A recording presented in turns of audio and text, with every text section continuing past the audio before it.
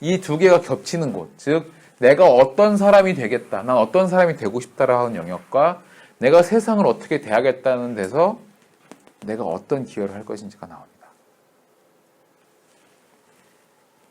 사람들하고 대화를 많이 할 때 내 에너지가 높아요. 내 에너지가 높아요. 그리고 나는 그 사람들과의 관계를 어떻게 하기로 했어요. 그러면 그 사람들하고 나하고 사이에서 내가 이 사람들한테 이런 걸 해주면 좋겠구나라는 생각이 들겠죠.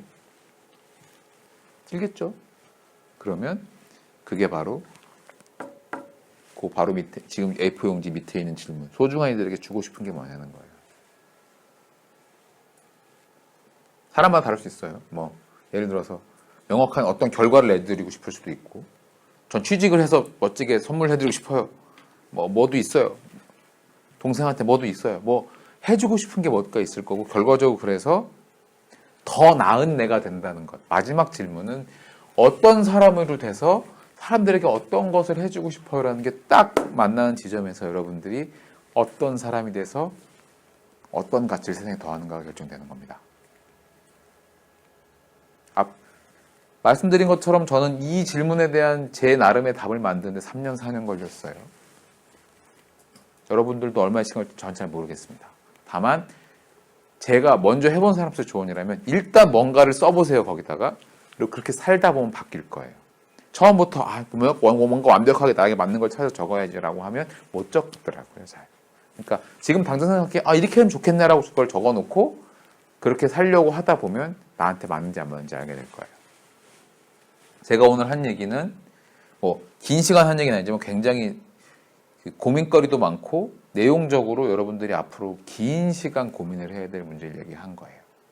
그래서 어려운 거예요. 오랜 시간 고민해야 되는 것들을 여러분한테 얘기를 한 거니까. 근데 한 가지 이제 삶에 대한 통찰을 말씀을 드리자면, 오랜 시간 고민해서 내가 직접 얻어내는 것만이 나에게 굉장히 소중한 것이 됩니다. 쉽게 얻은 것은 금방 잊혀지고 나에게 도움이 되지 않아요. 그러니까 이것에 대해서 충분히 긴 시간 동안 고민을 하시길 바랄게요. 자, 세상에 대한 기여를 하겠다는 점이 확실해졌다면, 앞에 말했던 그 두 가지가 딱 클리어하게 뭔가 정해졌다면 세상에 대한 기여를 하고 싶다는 열정이 더 생겨날 거예요. 그러면 그 다음에 생기는 게 성장 의지입니다.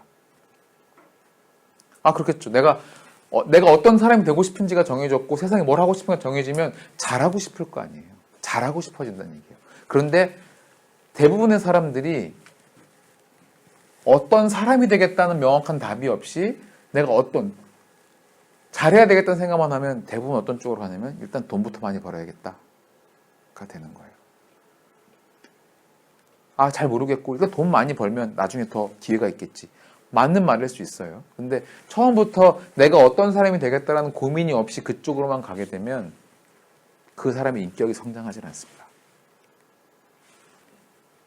굉장히 중요한 얘기예요. 그래서 자기가 되고 싶은 사람에 대한 게 먼저예요. 자기가 하고 싶은 일이 먼저가 아니고 되고 싶은 사람이 먼저입니다. 그렇게 성장의지가 생기면 어떤 방향으로 진행이 되냐면, 첫 번째로는 욕심이 많아져요. 하고 싶은 게 많아집니다. 맞아요. 그렇게 돼요. 대신 근데 이쪽에 그려질 서클을 이루어지지 않은 채로 계속 더 잘하고 싶다는 욕심만 생기면 어떤 결과가 되냐면, 첫 번째는 이미 내 앞에서 저걸 하고 있는 사람에 대해서 동경을 하게 돼요. 저 사람 참 좋겠다. 저 사람은 참 부러워. 그러면 나중에 그게 어떤 잘못된 결과를 냈냐면, 탁월해져야 된다는 건 당연히 누구나 갖고 있을 게 맞지만 나는 재능이 없나? 라는 생각을 하게 돼요. 근데 그게 아니에요. 뭘 아는 거냐면, 성장 의지가 있으면 어떤 식으로건 한 단계씩 나아졌을 겁니다. 그 단계마다 내가 나아졌다는 것에 대해서 감사할 수가 있어야 돼요. 그러니까 즉 내가 얼만큼 이루었는지를 평가하고 감사를 해야지만 이 핑계를 안 대게 되는 겁니다. 제 얘기를 들어보면, 예를 들어서 저는 멋진 스피커가 되고 싶어요. 강연가가 되고 싶어요. 그런데 제가 동경하는 사람들이 있겠죠. 제 선생님이 브랜든 버처드 같은 사람, 아니면 김미경 씨 같은 분들, 멋지잖아요. 말도 잘하고. 근데 그거를 내가 예전에 내가 어땠는지랑 지금이랑 비교해보면 굉장히 많이 늘었어요. 내 생각에도. 그리고 회사에서도 발표를 하면 사람들이 너 발표 잘한다. 예전에는 아니에요. 근데 요새는 고맙습니다. 그래요. 왜냐하면 나는 내가 그 노력해 온 것에 대한 보상이라고 생각해요. 되게 뿌듯해요. 내가 그렇게 다리 달달 떨고 달달 떨면서 이렇게 저 못하겠어요라고 했던 그 25세 그 녀석이 이렇게까지 사람들한테 말을 할 수 있게 된 나 자신이 고마워요. 그래서 그게 있었기 때문에 그 사람처럼 되고 싶지만 내가 재능이 없어서 안 된다는 생각은 하지 않아요. 왜냐하면 내가 지금까지 이룬 것에 대해서 감사하고 있기 때문이에요. 여러분들도 여러분들이 분명히 앞으로 이 앞에 답들을 만들어면 답은 만드는 겁니다. 여러분들이 답을 만들면 이 과정을 거쳐서 내가 무언가 정말 잘하고 싶은 게 생길 거예요. 그러면 그 과정에 나보다 나은 롤모델을 찾아서 동경은 당연히 하세요. 할 수밖에 없으니까. 대신 그 밑에서 여러분들이 정말 탁월하게 잘해야 되는 방법은 고민을 하되 내 재능을 의심하지 마세요. 여러분들의 재능은 충분하게 있습니다. 그 시간이 걸릴 뿐이에요. 조금 더. 하지만 누군 좀 빨리 익히고 누군 좀 늦게 익히는 게 재능에 해당하진 않아요. 그러니까 여러분들이 꼭 기여를 잘 찾아서 내가 저걸 잘해야지라고 생각을 해야 되겠다. 해야기를 바랄게요.